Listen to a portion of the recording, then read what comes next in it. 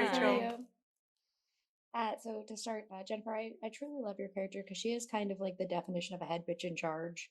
Like the first time we see her, she's just kind of like, "Oh, I have money. You want me to just give your money?" And like she basically needs people to beg for her to like give money and care about what they're trying to sell her.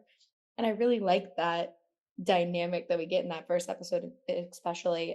So for you as an actor, what is kind of your approach to a character like this who is just kind of not cold, but the way that she's acting in that scene is like perfect for who she is and what we know of her through the story.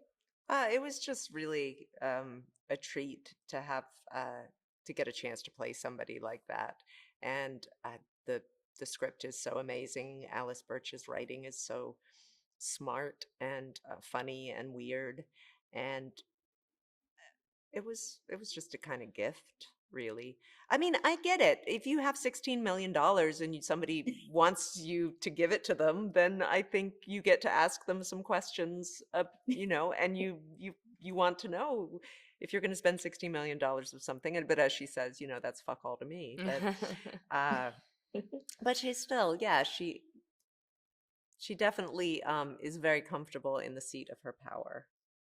Mhm. Yeah, and I love it. And then Emily, obviously, then she has her lovely wife who is the funniest, like the counter of it, where it's just kind of like, oh, when was my money? She's like, I love women. I'm so excited for this. This sounds great. It's Yeah. really fun. Yeah. And so when you're approaching kind of like, for lack of a better way of explaining it, the comedic like element of the whole scene, do you kind of look at just that as part of who she is as a character, or are you like, yes, this is like my comedic timing, I have to make sure this lands, otherwise the scene is kind of disjointed? I think of it as the character, definitely. I mean, it's Uh-huh. such a bizarre, and even the comedic elements are sort of like it isn't really like typical comedic timing. It's sort of this bizarre, Mhm.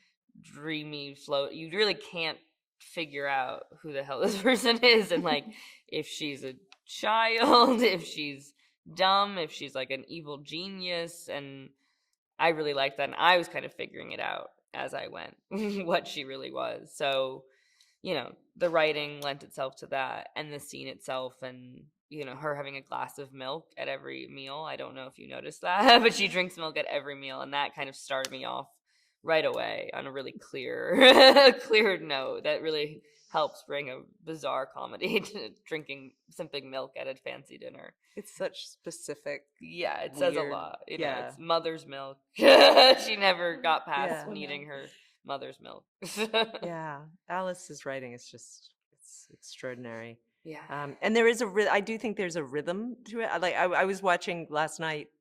It was the second time I've seen the whole thing once, but I saw the first two episodes last night and seeing it. And there were a couple of times where I was just like, I could see that, I blew the rhythm that Oh I no. could see. No, there were, no, it was like, oh no, that would have worked better if I'd just gone with what I feel like Alice had laid down. Cause there's a music to it that's There really is, but I amazing. think you sang the music. Okay. Thank you. I Yeah, appreciate yeah, I that. think you helped bring a symphony to the show. It Yeah. Okay. worked All very, right. very Thank you. well. Thank you. Thank you guys so much for talking with me today. I love Dead Ringers. I can't wait for everyone to get to see it. Great. Thank you Thank so you. much. Me too. Have a great one. Bye-bye. Bye. Bye.